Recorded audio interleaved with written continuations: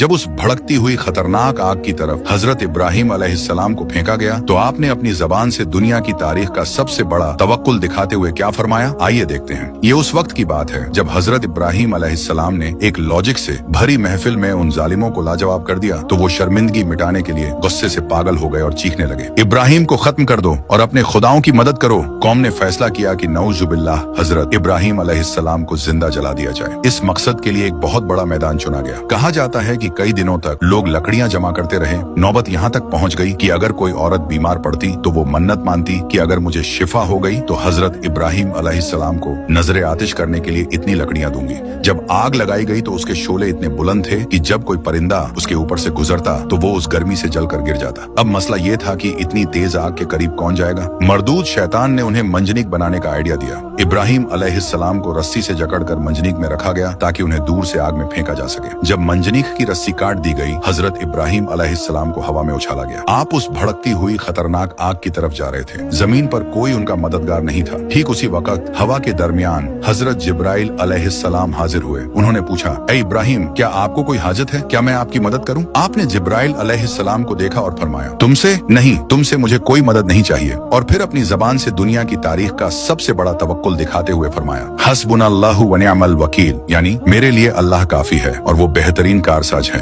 अभी इब्राहिम अलैहिस्सलाम आग की लपटों तक पहुंचे भी नहीं थे कि अल्लाह की रहमत जोश में आ गई। अल्लाह ने बराह रास्ता डायरेक्ट आग को हुक्म दिया। अल्लाह ने फरमाया, कुलना या नारु कूनी बर्दन व सलामन अला इब्राहिम, यानी ए आग, इब्राहिम पर ठंडी और सलामती वाली बन जा। जैसे ही इब्राहिम अलैहिस्सलाम आग में गिरे, दुनिया ने एक हैरान कुन मंजर देखा। आग ने इब्राहिम अलैहिस्सलाम के जिस्म को छुआ तक नहीं, आग ने उनके कपड़ों को भी नहीं जलाया, सिर्फ वो रस्सियां जल गईं जिनसे उन्हें बांधा गया था।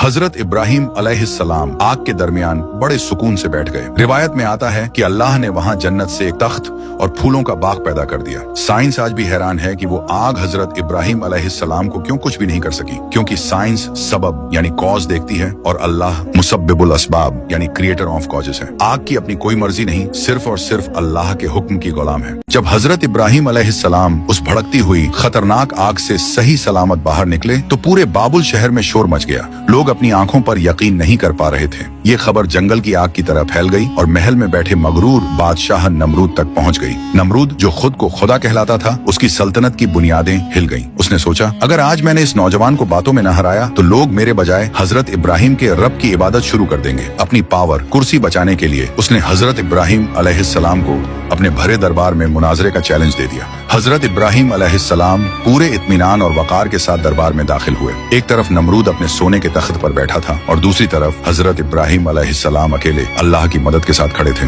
नमरूद ने तकब्बुर और घमंड से पूछा, ए इब्राहिम, तुम किस रब की तरफ लोगों को बुलाते हो? मेरे सिवा और कौन है जो खुदा हो सके? हजरत इब्राहिम अलैहिस्सलाम ने बेखौफ होकर फरमाया, मेरा रब वो है जो जिंदा करता है और मारता है। नमरूद बहुत चालाक और मक्कार था। उसने फौरन जेल से 2 कैदियों को लाने का हुक्म दिया। एक वो कैदी था जिसे सजा ए मौत हो चुकी थी। नमरूद ने कहा, इसे आजाद कर दो। दूसरा वो कैदी था जो बेकसूर था और रिहा होने वाला था। नमरूद ने कहा, इसे अभी कत्ल कर दो। जब ये हो गया तो नमरूद ने सीना तान कर कहा, देखो, मैंने जिसे चाहा मौत दी और जिसे चाहा जिंदगी दी, तो फिर मैं ही खुदा हुआ ना। हजरत इब्राहिम अलैहिस्सलाम समझ गए कि ये शख्स लोगों की आंखों में धूल झोंक रहा है। आपने एक ऐसी कायनाती दलील पेश की जिसको सुनने के बाद वो लाजवाब हो गया। हजरत इब्राहिम अलैहिस्सलाम ने फरमाया, बेशक मेरा अल्लाह सूरज को मशरिक से निकालता है। अगर तू वाकई खुदा है तो जरा उसे मगरिब से निकाल कर दिखा। ये सुनते ही नमरूद का मुंह खुला का खुला रह गया। कुरान कहता है, फबुहितल्लजी कफर, यानी वो काफिर हक्का बक्का रह गया। उसकी बोलती बंद हो गई। वो भारी महफिल में जलील हो गया, मगर उसकी अना और तकब्बुर ने उसे ईमान लाने से रोक दिया। ए अल्लाह, हम सबको शिर्क व बिदअत से हिफाजत कर, आमीन।